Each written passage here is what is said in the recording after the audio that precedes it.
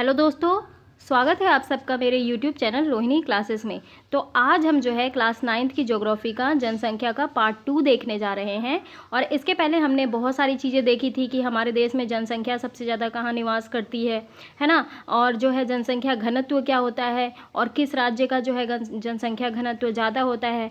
और आज हम देखेंगे इससे आगे की बातें, और हम चैप्टर के अंत में इंपॉर्टेंट क्वेश्चंस भी लगाएंगे जो एग्ज़ाम में आए हुए रहेंगे। ठीक है, तो चलिए बिना किसी देरी के स्टार्ट करते हैं। इससे पहले चैनल को आप सब्सक्राइब कर लीजिए, वीडियो को शेयर कर दीजिए और बेल आइकन प्रेस करना बिल्कुल भी ना भूलिए। चलिए स्टार्ट करते हैं। तो देखिए, बात कर रहे थे हम जनसंख्या वृद्धि और परिवर्तन की प्रक्रिया क्या होती है। इसकी 3 प्रमुख प्रक्रियाएं होती हैं। हमने पिछले वीडियो में देखा था जन्म दर, मृत्यु दर और प्रवास। अब हमें इसे डिटेल करना है। बात करेंगे जन्म दर क्या होता है। देखिए, एक वर्ष में, ध्यान रखेंगे, एक वर्ष में प्रति 1000 व्यक्तियों में जितने जीवित बच्चों का जन्म होता है ना, उसे कहते हैं जन्म दर।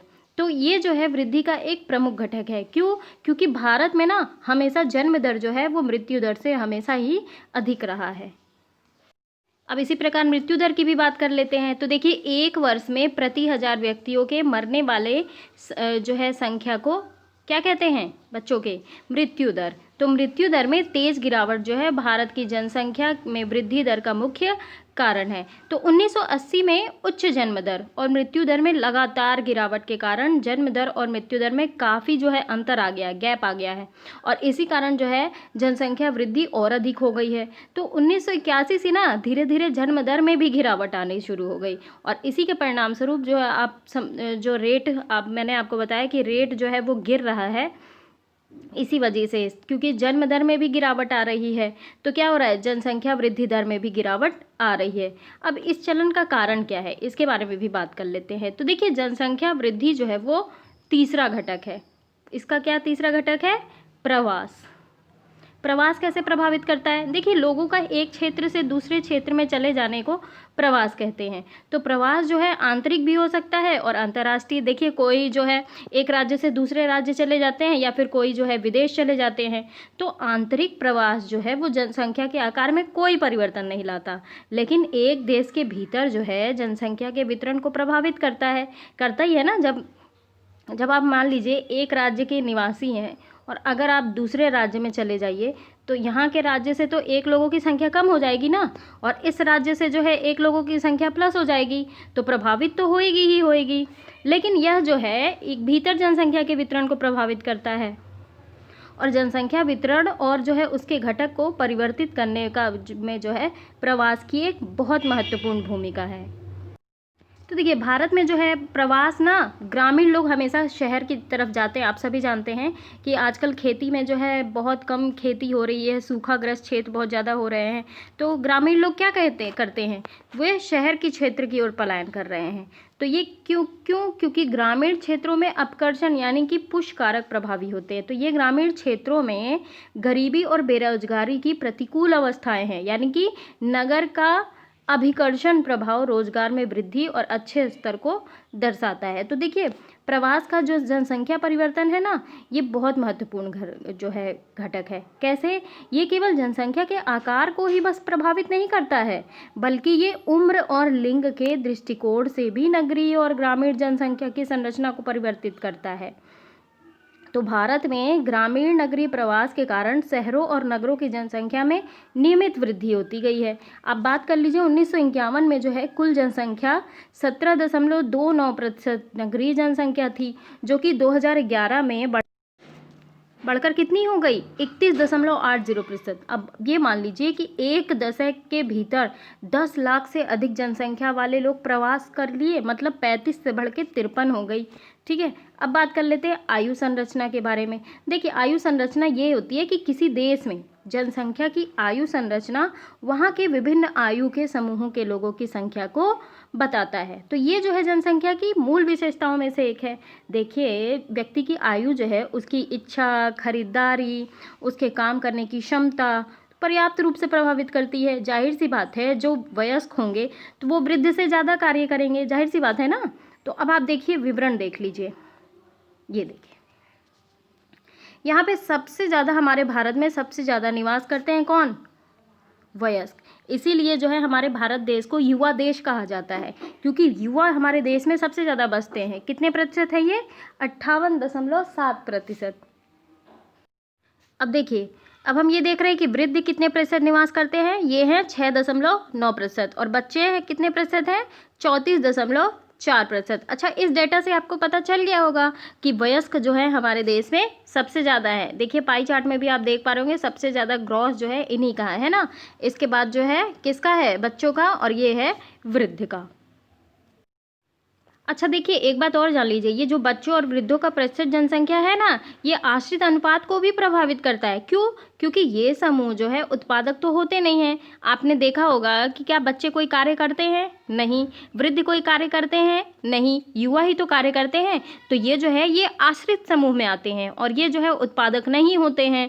तो भारत की जनसंख्या में इन तीनों समूहों के अनुपात को हमने चित्र में देख लिया है, हमें अब नहीं देखना है ना। अब बात करेंगे लिंग अनुपात। तो लिंग अनुपात जानते हैं क्या होता है? ये होता है 1000 पुरुषों पर महिलाओं की संख्या के कितना। मान लीजिए कि अगर 1000 पुरुष में 943 महिला है, तो ये क्या कहलाएगा? ये कहलाएगा लिंग अनुपात। ठीक है, आगे बात करते हैं। देखिए, ये जो जानकारी किसी दिए गए समय में समाज में पुरुषों और महिलाओं के बीच समानता की सीमा को मापने के लिए एक महत्वपूर्ण सामाजिक सूचक है। तो देश में लिंगानुपात जो है प्रायः महिलाओं के पक्ष में नहीं होता। ऐसा क्यों होता है? इसका पता लगाइए। महिलाओं के पक्ष में क्यों नहीं होता? क्योंकि महिलाओं की संख्या हमेशा कम होती है। अब आप देख पा रहे होंगे कि 1951 में 1000 पुरुषों में 946 महिलाएं थीं, है ना, और 2011 में घट के कितनी हो गई? 943 हो गई। तो स्थिति तो अच्छी नहीं है, और इसके कई कारण हैं। भ्रूण हत्या हो गया, है ना, और मैक्सिमम लोग जो है वो लड़कों की चाह रखते हैं।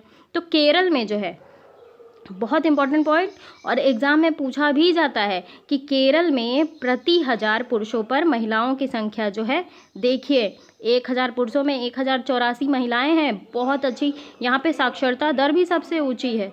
तो पुदुचेरी में प्रति 1000 में 1038 है ना, और जो है दिल्ली में 1000 में 866, और हरियाणा में 1000 में केवल 877। तो इस प्रकार जो है ये विभिन्नताएं हैं। तो देखिए, इसका सबसे बड़ा रीज़न ये हो सकता है ना, साक्षरता। लोगों में साक्षरता की कमी होती है, और इसीलिए जो है लिंगानुपात भी गिरता है। अब इसमें एक क्वेश्चन पुट ऑन हो रहा है कि सबसे अधिक महिला साक्षरता दर कौन से राज्य की है और क्यों? तो सबसे ज़्यादा आप देख पा रहे होंगे कि केरल की है। क्यों साक्षरता दर है? क्योंकि यहाँ पे लिंगानुपात भी ज़्यादा है, लोग अवेयर रहते हैं, और यहाँ पे लड़के लड़कियों के साथ भेदभाव नहीं होता है ना, और इसीलिए जो है यहाँ पे साक्षरता दर जो है बहुत ऊंची है। तो देखिए, अब बात करते हैं साक्षरता दर के बारे में। ये जो साक्षरता होती है ना, ये किसी जनसंख्या की बहुत ही महत्वपूर्ण गुण है। जब एक देश साक्षर होता है ना, तो उसका विकास अपने आप होता है, क्योंकि जाहिर सी बात है, जब देश की जनता पढ़ी लिखी होगी, साक्षर होगी, तो जाहिर सी बात है उसका विकास होएगा ही होएगा। तो ये स्पष्टता केवल एक शिक्षित और जागरूक नागरिक ही बुद्धिमत्तापूर्ण निर्णय ले सकता है, और शोध और विकास के कार्य कर सकता है। तो साक्षरता स्तर में कमी जो है आर्थिक प्रगति में एक गंभीर बाधा है। तो देखिए, 2011 की जब जनगणना हुई, तो इसके अनुसार एक व्यक्ति जिसकी आयु 7 वर्ष या उससे अधिक है, जो किसी भी भाषा को समझकर लिख या पढ़ सकता है, उसे साक्षर की श्रेणी में रखा जाता है। ध्यान रखेंगे, साक्षर की श्रेणी में किसे रखा जाता है? कोई भी व्यक्ति जो 7 वर्ष या उससे अधिक हो, किसी भी भाषा को समझकर लिख या पढ़ सकता है, उसे साक्षर की श्रेणी में रखा जाता है। तो भारत की साक्षरता स्तर में धीरे धीरे सुधार हो रहा है। आप ये देखिए कि 2011 में जो है देश की साक्षरता दर है 73%। बहुत इंपॉर्टेंट पॉइंट है, एग्जाम में पूछा भी जाता है कि भारत की जनगणना में 2011 की जनगणना में साक्षरता दर कितनी है, तो ये है 73%, और जिसमें पुरुषों की साक्षरता है 80.9% और महिलाओं की है 64.6%।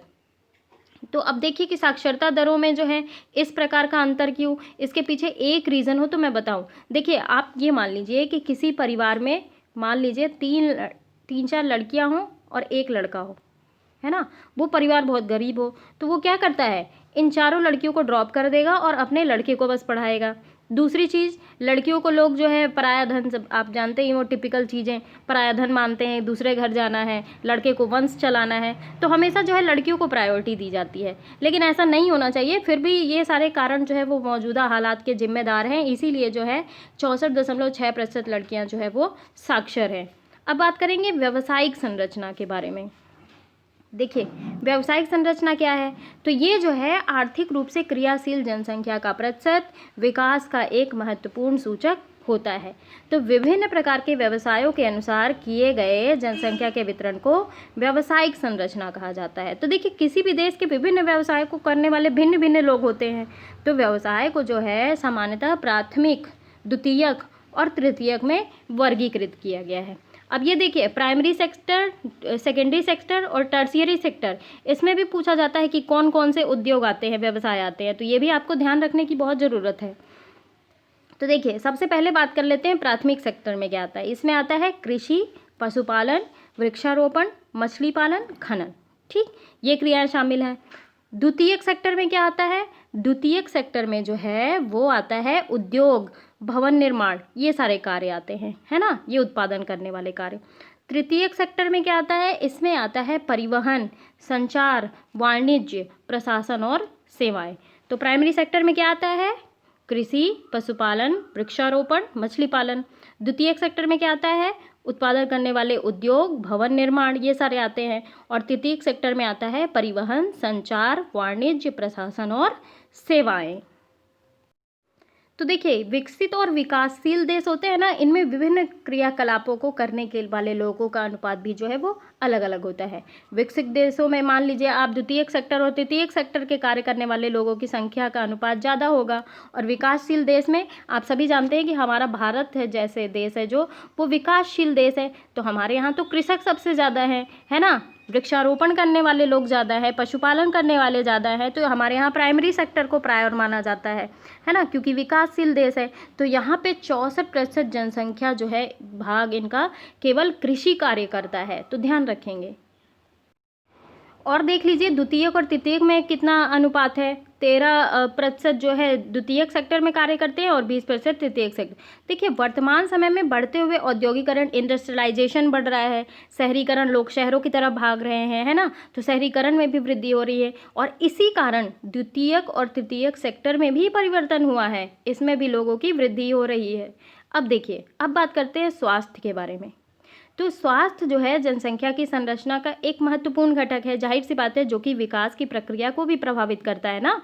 जाहिर सी बात है, जब मृत्यु दर ज़्यादा होगी या फिर मृत्यु दर कम होगी तो वो इफेक्ट डालेगा कि नहीं डालेगा, तो स्वास्थ्य से ही तो रिलेटेड हुआ।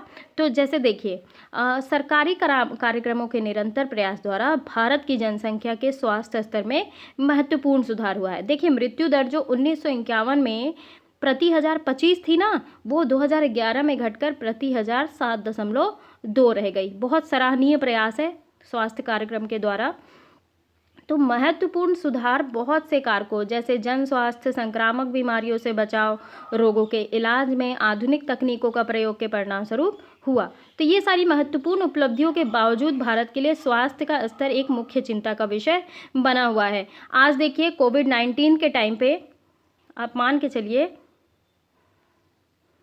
कोविड-19 के टाइम पे आप ये मान के चलो कि सरकारी अस्पतालों की हालत इतनी बदतर है, इतने मतलब कितनी कमी गई है, बेड्स की उपलब्धता नहीं है ना, सफाई जो है उतने तरीके से नहीं हो रही है, तो आधुनिक तकनीकों की भी कमी हुई है। तो बहुत सारी कमी जो है चिंता का विषय है। तो प्रति व्यक्ति कैलोरी की खपत जो है अनुशंसित स्तर से काफ़ी कम है और इसीलिए हमारी जनसंख्या का एक बड़ा भाग जो है वो कुपोषण से प्रभावित है। आप ये मान लीजिए कि सब लोगों को संतुलित भोजन नहीं मिल पा रहा है, शुद्ध पानी पीने के लिए नहीं मिल पा रहा है, स्वास्थ्य रक्षा सुविधाएं नहीं मिल पा रही हैं, है ना। अब जब जाहिर सी बात है गरीब लोग मलिन बस्ती में रहेंगे, तो मलिन बस्तियों की जब साफ़ सफाई नहीं होगी तो वहाँ से रोग उत्पन्न होएगा ही होएगा, है ना। जब खाने के लिए लोगों के पास पैसे नहीं है तो साफ़ सफाई के लिए कहाँ से होंगे, तो इससे उत्पन्न होगी बीमारी और बीमारी की वजह से जाएगी जान, है ना। तो ग्रामीण संख्या के केवल 1/3 लोग, यानी कि 1/3 लोगों को जो है उपलब्ध है स्वास्थ्य सुविधाएं। अब ये मान के चलिए कि ग्रामीण हमारे देश में जो है, हमारा देश को तो गांवों का देश है, ग्रामीण जनसंख्या में केवल 1/3 लोगों को जब ये स्वास्थ्य सुविधाएं उपलब्ध हैं, तो आप ये मान के चलो कि कैसी स्वास्थ्य सुविधाएं हैं। अभी भी बहुत ज़्यादा चिंता का विषय है। डेवलप तो कर रही है, लेकिन अभी बहुत ज़्यादा डेवलप करना बाकी है। तो इस समस्याओं को जो है एक उचित जनसंख्या नीति के द्वारा हल करने की आवश्यकता जो है वो है। अब देखिए, अब बात करते हैं किशोर जनसंख्या। हमारा देश किशोरों का देश है। मैंने बोला है कि भारत जो है युवाओं का देश है। तो भारत की जो जनसंख्या है ना, सबसे महत्वपूर्ण लक्षण इसकी किशोर जनसंख्या का आकार है, जो कि प्रोडक्टिव है। जैसे कि मैंने बताया कि जो बच्चे हो गए और वृद्ध हो गए वो अनप्रोडक्टिव होते हैं, हमारे किशोर ही जो है वो प्रोडक्टिव है। तो भारत जो है, भारत की कुल जनसंख्या का 5वां भाग क्या है, वो किशोर है। तो किशोर जो है प्रायः 10 से 19 वर्ष की आयु के वर्ग के लोग होते हैं। तो ये भविष्य के सबसे महत्वपूर्ण मानव संसाधन है। देखिए, किशोरों के पोषक तत्व की आवश्यकताएं बच्चों और वयस्कों से अधिक होती हैं। तो कुपोषण से जो है इनका स्वास्थ्य खराब और जो है विकास अवरोधित होता है। परंतु भारत में किशोरों को प्राप्त जो है भोजन पोषक तत्व अपर्याप्त होते हैं। बहुत से किशोर बालिकाएं जो होती हैं वो रक्तहीनता से पीड़ित होती हैं और विकास की प्रक्रिया में उनकी समस्याओं को पर्याप्त ध्यान नहीं दिया जाता। तो ये जो किशोर बालिकाएं होती हैं, तो इन बालिकाओं को जो है अपनी समस्याओं के प्रति संवेदनशील बनाना चाहिए। शिक्षा का प्रसार और सुधार जो है उनमें इन समस्याओं के प्रति जागरूकता को बढ़ाया जा सकता है। अब बात करेंगे जो है राष्ट्रीय जनसंख्या नीति के बारे में। देखिए, परिवारों के आकार को सीमित रखकर एक व्यक्ति के स्वास्थ्य और कल्याण को सुधारा जा सकता है, हम सभी जानते हैं। तो ये तथ्य जो है ध्यान में रखते हुए भारत सरकार ने 1952 में, ध्यान रखेंगे, परिवार नियोजन कार्यक्रम क्या आया था, 1952 में परिवार नियोजन कार्यक्रम प्रारंभ किया गया। और ये जो है परिवार कल्याण कार्यक्रम है ना, जिम्मेदार और सुनियोजित पितृत्व को बढ़ावा देता है। यानी कि बच्चों की प्लानिंग कि हमारे कितने बच्चे होने चाहिए, 2 से ज़्यादा बच्चे नहीं होने चाहिए, और जिनको हम अच्छे से एजुकेशन दे सकें, जिनको हम संतुलित भोजन दे सकें, है ना। तो यही है जो है परिवार कल्याण कार्यक्रम। तो राष्ट्रीय जनसंख्या नीति 2000 कई वर्षों के नियोजित प्रयासों का परिणाम है। तो ये जो राष्ट्रीय जनसंख्या नीति 2000 है ना, ये 14 वर्ष से कम आयु के बच्चे को निःशुल्क शिक्षा प्रदान करने और शिशु मृत्यु दर को प्रति 1000 में 30 से जो है कम करने, व्यापक स्तर पर टीका रोधी बीमारियों से बच्चों को छुटकारा दिलाने, लड़कियों की शादी की उम्र बढ़ाने के लिए प्रोत्साहित करने के लिए, परिवार नियोजन को एक जन केंद्रित कार्यक्रम बनाने के लिए नीतिगत ढांचा है। अब देखिए, राष्ट्रीय जनसंख्या नीति 2000 और किशोर। तो देखिए, इनकी पहचान जो है जनसंख्या के उस प्रमुख भाग के रूप में है जिस पर बहुत ध्यान देने की आवश्यकता है। कैसे कि पौषणिक आवश्यकताएं, यानी कि संतुलित भोजन जो है, उनके अतिरिक्त नीति को अवांछित गर्भधारण, यौन जो है संबंधों को प्रसारित बीमारियां, इनकी संरक्षा जैसे अन्य महत्वपूर्ण आवश्यकताओं पर भी जोर दिया गया है। तो इनके द्वारा ऐसे कार्यक्रम चलाए गए जिनका उद्देश्य देर से विवाह और देर से संतानोत्पत्ति को प्रोत्साहन करना, किशोर किशोरियों को जो है असुरक्षित यौन संबंध के कुप्रभावों के बारे में शिक्षित करना, गर्भ निरोधक सेवाओं को जो है पहुंच और खरीद के भीतर बनाना, खाद्य संपूरक और पौषणिक सेवाएं उपलब्ध करवाना, बाल विवाह को रोकने के लिए कानून को सुदृढ़ करना, है ना। तो ये सारी चीज़ें जो है वो इम्पॉर्टेंट है। तो किसी भी राष्ट्र के लिए वहाँ के लोग जो है बहुत बहुमूल्य होते हैं। ये एक संसाधन ही है, मानव जाति जो है वो एक संसाधन है ना। और एक शिक्षित और स्वस्थ जनसंख्या ही कार्यक्षम शक्ति प्रदान करती है। तो देखिए, अब हम लगाएंगे इस चैप्टर के क्वेश्चन, है ना। तो सबसे पहला क्वेश्चन है, निम्नलिखित में से किस क्षेत्र में प्रवास आबादी की संख्या, वितरण और संरचना में परिवर्तन लाना है। ऑप्शन है प्रस्थान करने वाले क्षेत्र में, दूसरा ऑप्शन है आगमन वाले क्षेत्र में, तीसरा है प्रस्थान एवं आगमन दोनों क्षेत्रों में, या फिर इनमें से कोई नहीं। तो देखिए, किस क्षेत्र में प्रवास आबादी संख्या, वितरण, संरचना परिवर्तन लाता है, प्रस्थान और आगमन दोनों के क्षेत्र में। अब जैसे मान लीजिए, मैं आपको उदाहरण देके बता दूं, ये है उत्तर प्रदेश, ठीक है। आप उत्तर प्रदेश से जा रहे हो, मान लो केरला, ठीक है। प्रस्थान यहाँ पे लिए, ठीक है, प्रस्थान लिए, है ना। और केरला का ही कोई कैंडिडेट जो है केरला में वापस आ गया, तो क्या हुआ, दोनों अफेक्ट करेगा ना जनसंख्या की आबादी को। तो यही चीज़ बता रहा है। तो इसका कौन सा ऑप्शन सही होगा? प्रस्थान एवं आगमन दोनों क्षेत्रों में।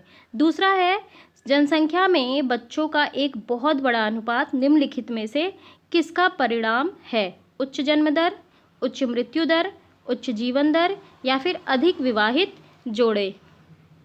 तो क्या होगा बहुत बड़ा अनुपात होने का कारण? ये होगा उच्च जन्म दर। ठीक है, आगे बढ़ते हैं। तीसरा है, निम्नलिखित में से कौन सा एक जनसंख्या वृद्धि का परिमाण दर्शाता है? एक क्षेत्र में कुल जनसंख्या, प्रत्येक वर्ष के लोगों की संख्या में होने वाली वृद्धि, जनसंख्या वृद्धि की दर या फिर प्रति 1000 पुरुषों पर महिलाओं की संख्या? तो क्या होगा? प्रत्येक वर्ष लोगों की संख्या में होने वाली वृद्धि। अगला क्वेश्चन है, 2011 की जनगणना के अनुसार एक साक्षर व्यक्ति वह है जो अपने नाम को पढ़ सके और लिख सके। दूसरा है जो किसी भी भाषा में पढ़ लिख सकता हो। तीसरा है जिसकी उम्र 7 वर्ष या फिर है और वह किसी भी भाषा को समझ के पढ़ व लिख सकता है। और चौथा ऑप्शन है जो पढ़ना लिखना और अंकगणित तीनों जानता हो। तो आप सब इसका आंसर बता लोगे। अभी हमने देखा था कि जिनकी उम्र 7 वर्ष हो चुकी है और वो जो है किसी भाषा को समझ के पढ़ और लिख सकते हैं। अब देखिए, अब इनका उत्तर जो है संक्षेप में देना है। सबसे पहला क्वेश्चन ये है कि जनसंख्या वृद्धि के महत्वपूर्ण घटकों की व्याख्या करें। तो देखिए घटक कौन कौन से हो गए? एक तो जन्म दर हो गया, है ना, एक मृत्यु दर हो गया और एक प्रवास। ठीक है, जन्म दर मैंने आपको क्या बताया था? एक वर्ष के दौरान 1000 लोगों पर जीवित पैदा हुए बच्चों की संख्या। तो ये संख्या जो है आकार और घनत्व दोनों में वृद्धि करती है। मृत्यु दर क्या बताया था मैंने? ये बताया था कि एक वर्ष के दौरान 1000 लोगों पर मृतकों की संख्या, है ना। और ये भी जो है दोनों में कमी लाता है, जनसंख्या के आकार में भी और घनत्व में भी। प्रवास क्या होता है? प्रवास जो है लोगों का एक क्षेत्र से दूसरे क्षेत्र में चले जाना, यानी कि उसे प्रवास कहते हैं। ये भी अफेक्ट करता है जनसंख्या वितरण और उसके घटकों को, है ना। आगे बात करते हैं। दूसरा क्वेश्चन है, 1981 से भारत में जनसंख्या वृद्धि की दर जो है वो क्यों घट रही है? अच्छा देखिए, जनसंख्या वृद्धि की दर घट इसलिए रही है क्योंकि जन्म दर घट रही है। 1981 से ही देख लीजिए आप कि जो है जन्म दर जो है यानी कि बर्थ रेट जो है वो घट रहा है। तो इससे तो जनसंख्या वृद्धि में भी कमी आएगी ना धीरे धीरे। आगे देखते हैं। अगला क्वेश्चन है, आयु संरचना जन्म दर और मृत्यु दर को परिभाषित करें। तो देखिए आयु संरचना क्या हो गई? किसी देश में जनसंख्या की आयु संरचना वहाँ के जो है विभिन्न आयु समूह के लोगों की संख्या को जो है वो बताता है। जन्म दर क्या हुआ? एक वर्ष के दौरान 1000 लोगों के जीवित पैदा हुए बच्चों की संख्या। मृत्यु दर क्या हुआ? एक वर्ष के दौरान 1000 लोगों पर मृतकों की संख्या। ठीक है, आगे देखते हैं। प्रवास जनसंख्या परिवर्तन का जो है एक कारण है। बिल्कुल है। देखिए लोगों का जो है एक क्षेत्र से दूसरे क्षेत्र में चले जाना प्रवास कहलाता है। तो जनसंख्या वितरण जो है उसके घटकों को परिवर्तित करने में प्रवास की बहुत महत्वपूर्ण भूमिका है। क्यों? क्योंकि ये जो है आगमन और प्रस्थान दोनों ही स्थानों को जो है अब देखिए, अब ये इस स्थान से यहाँ चलाया तो यहाँ पे एक लोगों की कमी हो गई और यहाँ पे एक लोगों की बढ़त हो गई। तो आगमन और जो है आगमन और प्रस्थान दोनों को ही तो प्रभावित करता है ना। और इसीलिए जो है प्रवास आंतरिक और अंतर्राष्ट्रीय दोनों हो सकता है। तो आंतरिक प्रवास जो है जनसंख्या के आकार में परिवर्तन तो नहीं करता, लेकिन देश में जनसंख्या के वितरण को प्रभावित करता है। अब देखिए, अब तीसरा क्वेश्चन देखेंगे, जनसंख्या वृद्धि और जनसंख्या परिवर्तन के बीच अंतर स्पष्ट करें। अब देखिए, जनसंख्या वृद्धि का इससे क्या तात्पर्य है? किसी एक क्षेत्र में एक निश्चित अवधि के दौरान जो है रहने वाले लोगों की संख्या में परिवर्तन, ये क्या हुआ? जनसंख्या वृद्धि। और जनसंख्या परिवर्तन क्या हुआ? इसका मतलब ये है कि एक क्षेत्र में निश्चित अवधि के दौरान जनसंख्या वितरण और जो है संरचनाओं या फिर आकार में परिवर्तन। तो ये हुआ जनसंख्या परिवर्तन। आगे देखते हैं, व्यावसायिक संरचना और विकास के बीच क्या संबंध है? देखिए, विभिन्न प्रकार के व्यवसायों के अनुसार जनसंख्या के वितरण भी प्रभावित होता है। जैसे कि मैंने आपको बताया कि प्राइमरी, सेकेंडरी और टर्शियरी सेक्टर में लोग होते हैं।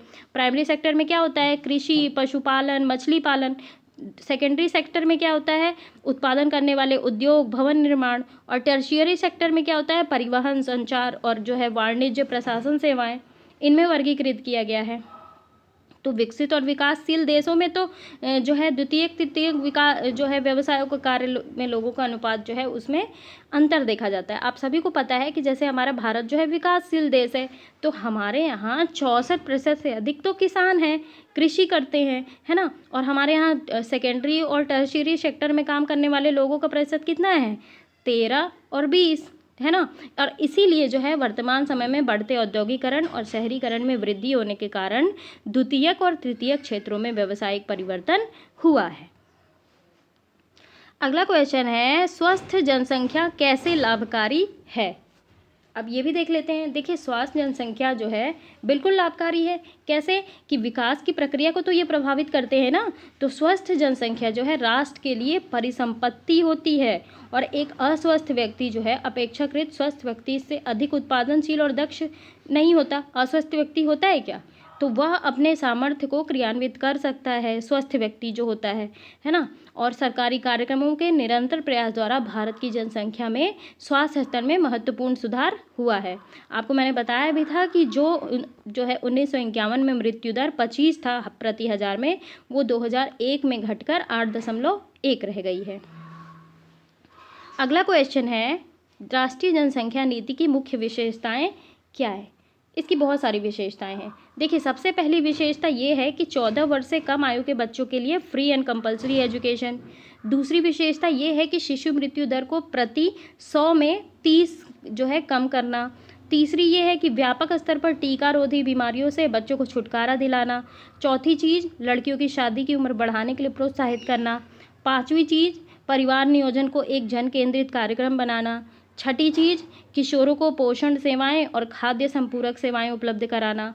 सातवीं चीज़, गर्भ निरोधक सेवाओं को पहुंच और खरीद के भीतर बनाना। और आठवीं चीज़, बाल विवाह को रोकने के कानूनों को सुदृढ़ बनाना। तो चलिए, यहीं समाप्त होता है ये वीडियो। और कैसा लगा मेरा ये वीडियो ज़रूर आप मुझे कमेंट बॉक्स में बताएं। चैनल को सब्सक्राइब कर लीजिए, लाइक कर लीजिए, और जो है बेल आइकन प्रेस करना बिल्कुल भी ना भूलिए। Thank you very much.